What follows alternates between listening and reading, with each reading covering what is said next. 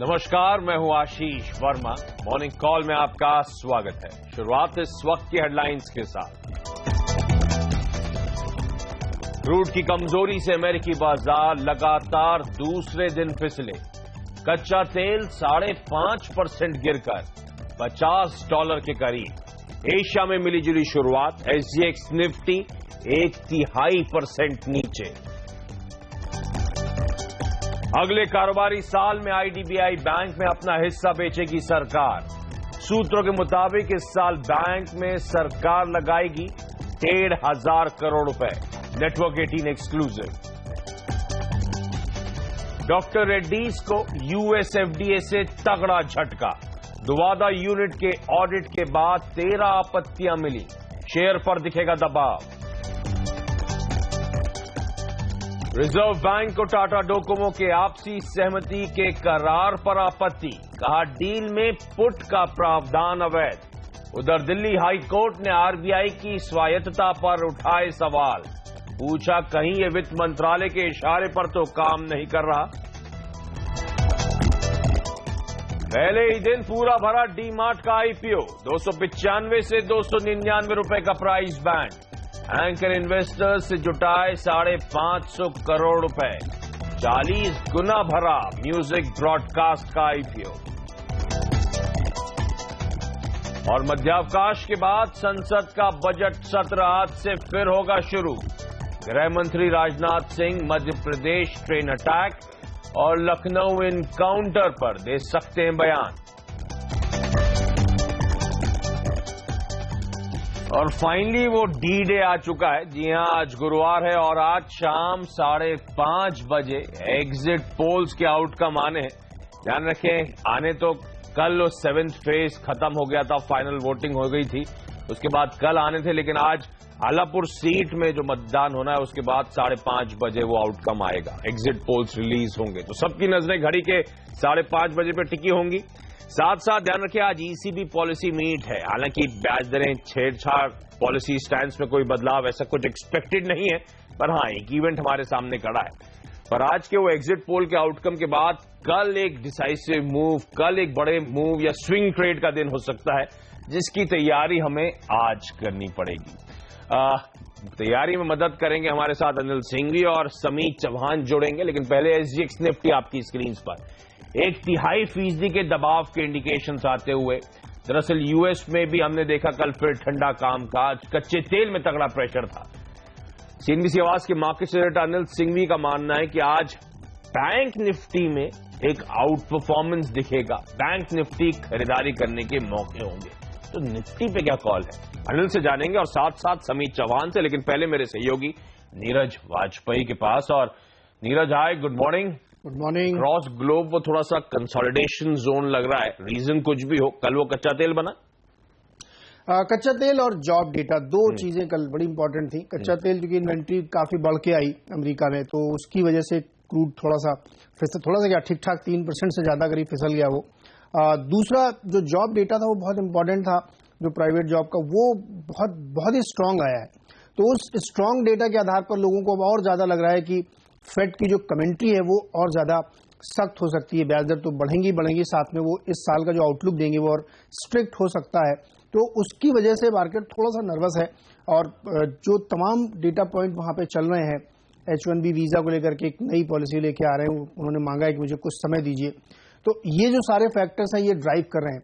Crude एक बड़ा factor था कल, क्योंकि वो गिरा जब तो लोगों को लग रहा था कि शायद ये संभलेगा, लेकिन वो संभला नहीं, गिरता रहा।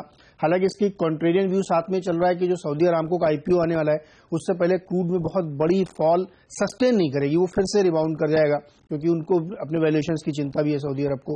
तो ये जो फैक्टर्स थे ये वहां पे प्ले कर रहे थे, इसलिए बाजार कर वहां पे कमजोर होकर बंद हुआ है। भारतीय बाजारों के लिए संकेत, जैसा कि आप शुरू में कहा कि आज एग्जिट पोल आएंगे तो वो बहुत महत्वपूर्ण होंगे, उस पर नजर रहेगी लोगों की। और चूंकि कल इस पर मार्केट रिएक्ट करेगा, इससे पहले आज दिन के दौरान बहुत हद तक मार्केट एक सबड्यूड सा रहेगा। दोपहर बाद आइदर साइड की आप एक स्पर्ट देखेंगे भारतीय बाजारों में, ये तय है।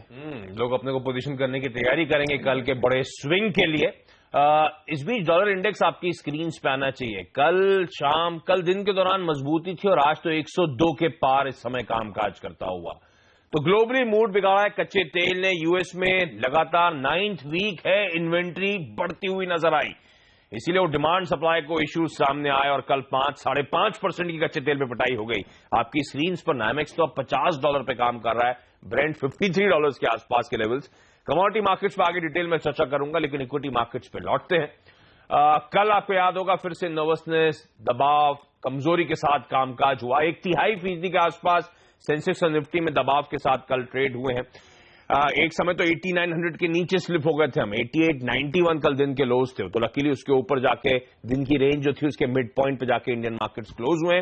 ब्रॉडर मार्केट्स में भी प्रेशर था, मिड कैप स्मॉल कैप्स भी 2/3 से 1/3% का दबाव था। मार्केट ब्रेथ कमजोर थी, 1:2 का रेशियो, यानी कि जितने शेयर ट्रेड हो रहे थे उनमें से 2/3 शेयर कल लाल निशान में आपको ट्रेड करते हुए नजर आए होंगे। Metals, oil and gas, IT, auto, ये तमाम पॉकेट्स में दबाव बना रही थी। अच्छा, एक इंटरेस्टिंग आंकड़ा एफआईआई डीआई का आपकी स्क्रीन पर आना चाहिए। एफआईआई की कल खरीदारी का 3,500 करोड़ रुपए के आसपास की बाइंग का आंकड़ा है, पर ध्यान रखें वो कोटक डील हुई है, उसका भी एफआईआई आंकड़ों में इंपैक्ट है, पर उसे एडजस्ट कर भी लूं तो भी कल फिर एफआईआई की तरफ से बाइंग होती हुई नजर आई है, जो इंडिकेट कर रही है एफआईआई कैसे अपने आप को इलेक्शन से पहले पोजिशन कर रहे हैं लगातार। डीआईएस की जहां तक बात है, लगातार बेचने के मौके ढूंढ रहे हैं, और ये डीआईएस तो खैर ध्यान रखिए 7900 पे जब मार्केट था, निफ्टी था, तब डीआईएस एग्रेसिवली बाय कर रहे थे, तो मुनाफा वसूली बनती है लेवल्स के आसपास एक अहम इवेंट से पहले, और इसीलिए आप अपनी स्क्रीन पर देख रहे हैं डीआईएस का लगातार वो सेल का आंकड़ा आता हुआ। लेकिन आज ट्रेड कैसा पैन आउट होगा, इंपॉर्टेंट दिन है, नीरज भी ये बात हाईलाइट करके गए हैं। सिंबी सिवास के मार्केट सेनेटर अनिल सिंह भी मेरे साथ जुड़ते हुए। Anil ji hi, good morning. कोर्ट प्लेट में बैंक निफ्टी खरीदने की बात है, निफ्टी को आपने टच अपॉन नहीं करा, आज किस तरह का ट्रेड एक्सपेक्ट करूं, क्योंकि आज तमाम इवेंट्स बाजार बंद होने के बाद लाइंड अप है सर, तो कल एक बड़ा ओपनिंग में गैप डाउन और गैप अप होना है, तो क्या निफ्टी अवॉइड करना चाहिए इसीलिए आप बैंक निफ्टी में तवज्जो ज्यादा दे रहे हैं? गुड मॉर्निंग आशीष।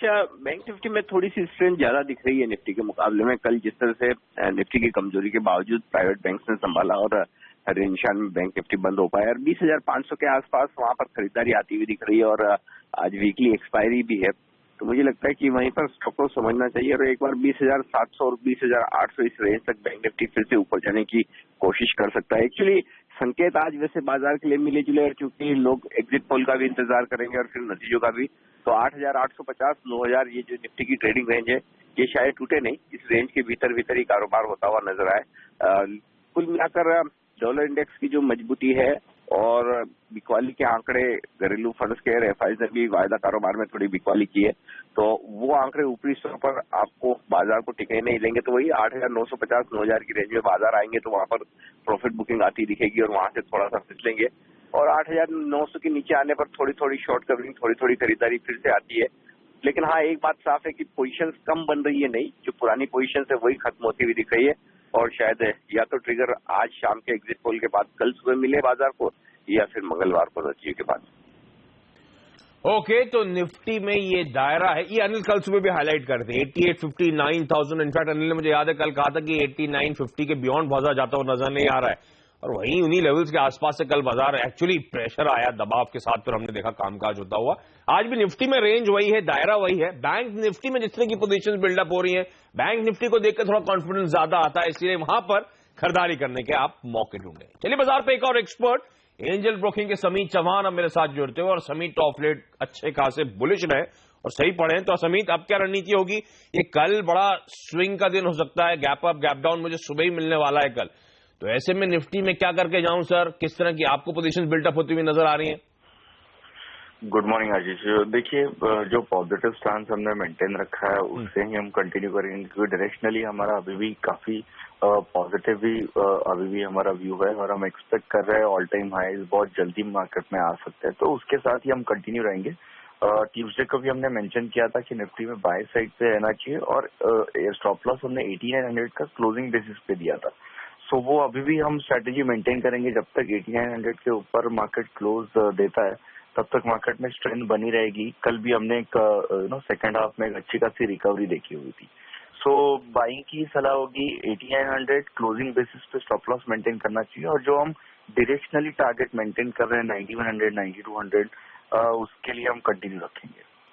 तो 8900 के ऊपर अगर निफ्टी है तो बाय करके चलें। वैसे कल की क्लोजिंग से एसजीएक्स निफ्टी दिखा रहा है कि उन्हीं लेवल्स के आसपास खुलेंगे, थोड़ा वेट करें, समझें, डायरेक्शनल कॉल लें, 1800 के ऊपर टिकते हैं तो उस स्टॉप के साथ फिर आप बाई साइड की पोजीशन इनिशिएट करें और फिर 9100 और इवेंचुअली 9200 तक के टारगेट समीत को नजर आते हैं।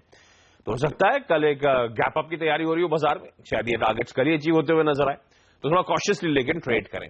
समीत, स्टॉक स्पेसिफिक आइडियाज आज के लिए क्या है? देखिए, जैसे अनिल जी ने बोला कि बैंक निफ्टी में काफी स्ट्रेंथ दिख रहा है। इनफैक्ट कल जो रिकवरी आई थी वो बैंक निफ्टी ने ही लीड की हुई थी। सो बैंकिंग स्टॉक्स में हमें स्ट्रेंथ लग रही है। पीएनबी बाय होगा with stop loss around 138, target 155 होगा। और दूसरा यस बैंक जो कल ऑलमोस्ट उसके ऑल टाइम हाइज के आसपास जाके क्लोज हुआ है, तो उसमें काफी स्ट्रेंथ दिख रहा है। तो हमें लग रहा है उसका थोड़ा ये रैली का एक्सटेंशन अभी आ सकता है। तो 1530, 1540 के टारगेट के लिए उसको बाय किया जा सकता है विद स्टॉप लॉस 1450। ओह, तो बैंक सी फोकस में है। कल की कमजोरी में बैंक निफ्टी ने, आपको याद होगा, आउट परफॉर्म कर रहा था। बैंक निफ्टी 1/4% मजबूती के साथ कामकाज कर रहा था। दिन के दौरान तमाम प्राइवेट सेक्टर बैंक्स में खरीदारी हुई थी, चाहे वो येस बैंक हो, कोटक महिंद्रा बैंक हो, इनफैक्ट एसबीआई में भी हमने देखा था रिकवरी अच्छी आती हुई दिन के दौरान। तो आज भी बैंक्स आउट परफॉर्म करेंगे ऐसा अनिल कह रहे हैं। और समीत ने दोनों जो कॉल्स दिए हैं वो बैंकिंग स्पेस के हैं, एक सरकारी एक प्राइवेट। पंजाब नेशनल बैंक यानी कि पीएनबी खरीद डाले 155 के टारगेट्स के लिए। और कल येस बैंक मैंने कहा था दिन के दौरान अच्छा आउट परफॉर्मेंस था। येस बैंक समीत मानते हैं बाय करके चले 1530 के लक्ष्य के लिए। अच्छा, ऐसे ही कुछ इंटरेस्टिंग ट्रेडिंग आइडियाज मेरी सहयोगी सोनम मेहता लेकर आई हैं। सोनम, हाय, गुड मॉर्निंग। क्या कॉल्स हैं आज के? गुड मॉर्निंग आशीष। आज बिकवाली की तरफ कॉल ज्यादा है। पहला call SMC group of companies के मुदित गोयल का, जिन्होंने अमर राजा बैटरीज को बेचने की सलाह दी है। लक्ष्य 810 का रहेगा, स्टॉप लॉस 840 का लगाइए। दूसरा कॉल है कोटक सिक्योरिटीज के श्रीकांत चौहान का, जिन्होंने माइंडट्री को खरीदने की सलाह दी है। लक्ष्य 485 का होगा, स्टॉप लॉस लगाए 459 रुपए का। और तीसरा कॉल है बुराजा पोर्टफोलियो लिमिटेड के पुनित किंद्रा का, जिन्होंने एनसीसी को बेचने की सलाह दी है। लक्ष्य 76 और 75 रुपए का रहेगा, स्टॉप लॉस 80 रुपए का लगाइए। ओके, तो ट्रेडिंग आइडिया जो स्टॉक स्पेसिफिक है वो दोनों तरफ के हैं। निफ्टी में समीत की बाय रिकमेंडेशन थी, अनिल की बैंक निफ्टी में बाय रिकमेंडेशन थी। लेकिन जो ट्रेडिंग आइडियाज है उसमें पीएनबी और येस बैंक तो बाय साइड की पोजीशंस थी। एक उसमें माइंडट्री आप और जोड़ लें, आईटी मिड कैप कंपनी, यहां पे भी आउट परफॉर्मेंस नजर आता है। ये एक पिक है श्रीकांत चौहान की, आज के लिए 485 के टारगेट्स के लिए। और दो जो सेल रिकॉर्ड्स आई हैं वो हमारा राजा बैटरीज 810 के लक्ष्य के लिए बेच दे, और एनसीसी भी आज की एक टॉप रिकमेंडेशन है, बेचने के मौके ढूंढे 76 और उसके बाद 75 तक के टारगेट्स के लिए। ये तो टेक्निकल एस्पेक्ट थी मार्केट की, लेकिन खबरों की वजह से कौन से स्टॉक्स एक्शन में रहेंगे, फोकस में रहेंगे, मूवमेंट नजर आएगा। मेरे साथ मेरे सहयोगी हेमंत घई अब जुड़ते हुए। हेमंत, आए, गुड मॉर्निंग। आज के टॉप 5 शेयर्स कौन से हैं?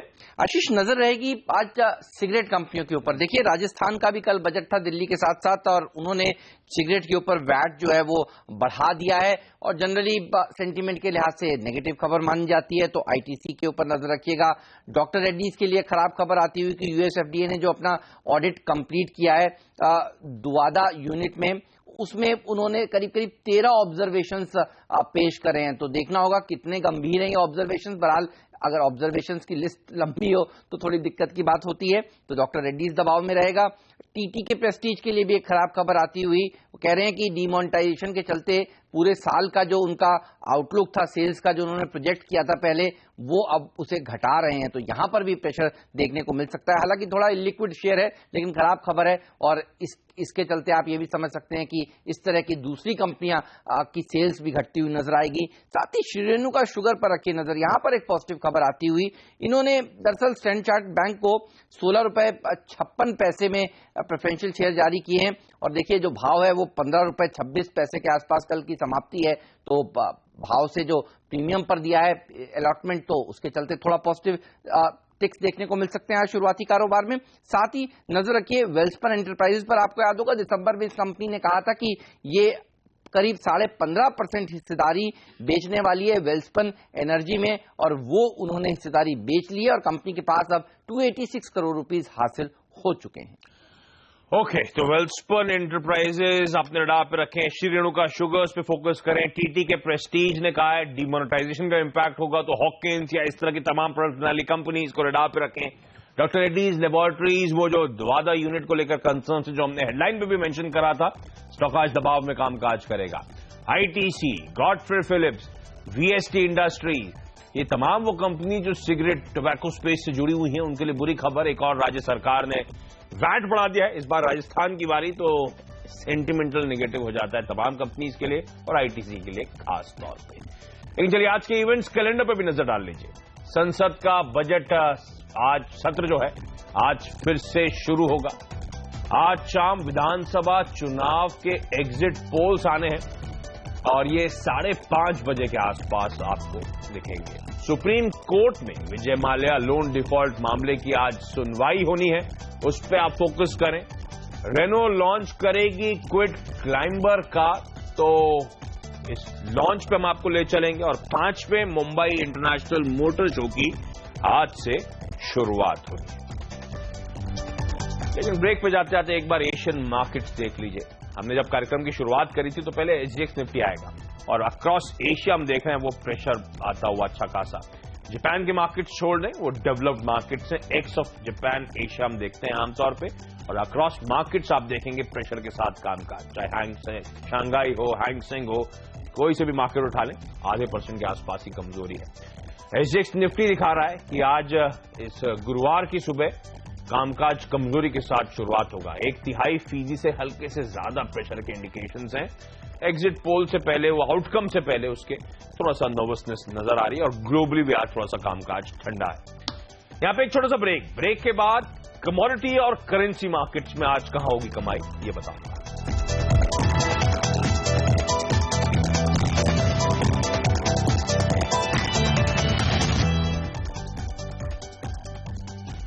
ब्रेक के बाद आपका स्वागत है और अब बात करते हैं कमोडिटी और करेंसी मार्केट्स की। अमेरिका में बढ़े हुए क्रूड भंडार का असर क्रूड के दाम पर पड़ा है। कल हमने देखा था लगातार 9th हफ्ता था जब यूएस में इन्वेंट्रीज बढ़ी हैं, इसीलिए कल 5% से ज्यादा की गिरावट आई और इसीलिए नामेक्स $50 और ब्रेंट $53 के आसपास आपको कामकाज करता हुआ नजर आएगा और इसी ने इक्विटीज पे भी कल प्रेशर डाला है। वहीं सोना 5 हफ्ते के निचले स्तरों पर पहुंचकर कारोबार कर रहा है। लगातार वो नर्वसनेस बनी हुई है। 15 अप्रैल को ध्यान रखें फेड मीट का आउटकम आना है और उससे जिसमें वाइडली एंटिसिपेटेड है, यानी कि ज्यादातर जानकार मानते हैं इस बार अमेरिका में ब्याज दरें बढ़ेंगी और इसीलिए सोने में लगातार वो मुनाफा वसूली, लगातार वो प्रेशर देखने को मिल रहा है। डॉलर इंडेक्स मजबूत हो चला है, 102 के ऊपर कामकाज कर रहा है। तो रुपया में क्या आज प्रेशर एक्सपेक्टेड है? इन सब पर डिटेल में चर्चा करने के लिए कुंवर जी ग्रुप के रवि दियोरा साहब जुड़ते हुए। रवि, हाय, गुड मॉर्निंग। पहले तो कच्चा तेल, अच्छा खासा प्रेशर, कितना डाउनसाइड आप देख रहे हैं यूएस मार्केट्स में, ब्रेंट में, नामेक्स में, और लाइकवाइज भारतीय बाजारों में रणनीति क्या होगी रवि? Good morning Ashish ji. लग रहा है कि क्रूड में जिस हिसाब से लगातार एक मंदी का माहौल बना है उसका मेजर रीजन है कि यूएस की ओर से इन्वेंट्री काफी बढ़ रही है सेल के प्रोडक्शन के बाद। लास्ट वीक में रशिया से भी न्यूज थे कि रशिया पहले एग्री हुआ था प्रोडक्शन कट के लिए, बट एक्चुअल ग्राउंड में कोई भी प्रोडक्शन कट नहीं हुआ है। पूरे वर्ल्ड में देखे तो एक Afghanistan as well as Saudi Arabia, ये 2 ही कंट्री जिसने अपना प्रोडक्शन पे कटौती की है। बाकी सारे कंट्रीज एज यूजुअल प्रोडक्शन कर रहे हैं। तो एक नेगेटिव न्यूज प्राइसेस के लिए। ब्रेंट की बात करें तो ब्रेंट फिर से $51 as well as WTI crude $48 तक यहाँ से भी फिसल सकता है। मुझे लग रहा है कि आगे जाके भी क्रूड में दबाव बना रहेगा। साथ में डॉलर इंडेक्स की जो स्ट्रेंथ है वो भी एक नॉन एग्रो कमोडिटीज पे प्रेशर डाले हुए। तो मुझे लग रहा है डोमेस्टिक मार्केट में आज के दिन में क्रूड शॉर्ट करना चाहिए।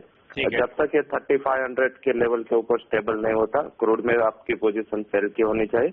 एट डाउन साइड 3340 एंड 3300 तक के लेवल आपको 1 या 2 ट्रेडिंग सेशन में देखने को मिल सकता है। तो प्रेशर बना हुआ है बेच चले कच्चे तेल को 3340 के टारगेट्स के लिए। अच्छा रवि, ये सोना भी लगातार नर्वस आ गया है सर, 1-1.25 महीने के लोज के आसपास कामकाज इस अहम फेड मीट से पहले। क्या दबाव कंटिन्यू रहने वाला है? प्रेशर और देखने को मिलेगा? 1200 के लेवल्स के नीचे जाता हुआ नजर आएगा सोना?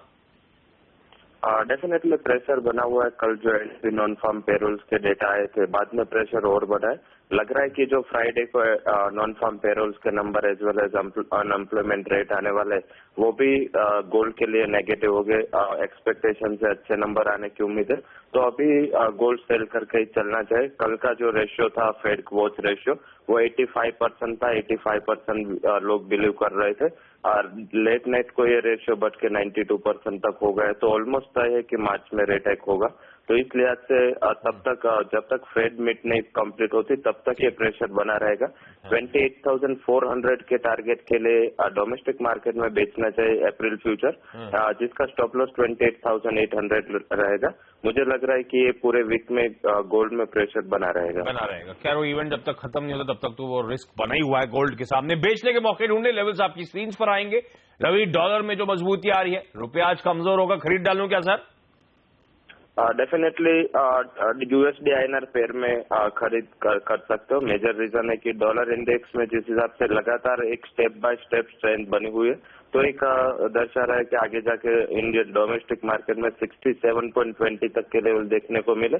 कल का जो मार्च फ्यूचर था उसका क्लोज था 66.80 के करीब, तो यहाँ से खरीदना है यूएसडी आईएनआर पेयर। 66.60 का स्टॉप लॉस होना चाहिए। जब तक ये लेवल ब्रेक नहीं होता तब तक intraday as well as short term के लिए आपकी पोजीशन बाय रख सकते हो।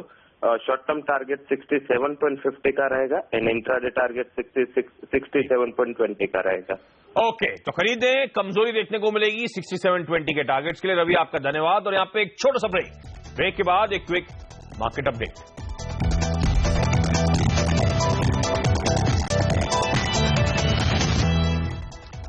ब्रेक के बाद आपका स्वागत है। और कच्चा तेल ग्लोबली फोकस पर कल 5% कमजोरी वहां पे देखने को मिली क्योंकि यूएस में इन्वेंट्रीज बढ़ी। इसके बाद अमेरिका प्रेशर में था। अक्रॉस एशिया आज दबाव है और एसजीएक्स निफ्टी भी दिखा रहा है कि 1/3% से ज्यादा के दबाव के साथ आज कामकाज की शुरुआत होगी। लेकिन आज शाम को 5:30 बजे एग्जिट पोल के आंकड़े आने वाले हैं, तो आज सेकेंड हाफ में उससे पहले इन एंटिसिपेशन पोजिशंस बनती हुई नजर आएंगी। एक्सपर्ट्स मानते हैं निफ्टी में, एक्सपर्ट्स मानते हैं बैंक निफ्टी में खरीदारी करने के आपको मौके ढूंढने चाहिए। चलिए, लेकिन मॉर्निंग कॉल में आज के लिए इतना ही। छोटा सा ब्रेक के बाद स्टॉक 2020। नमस्कार।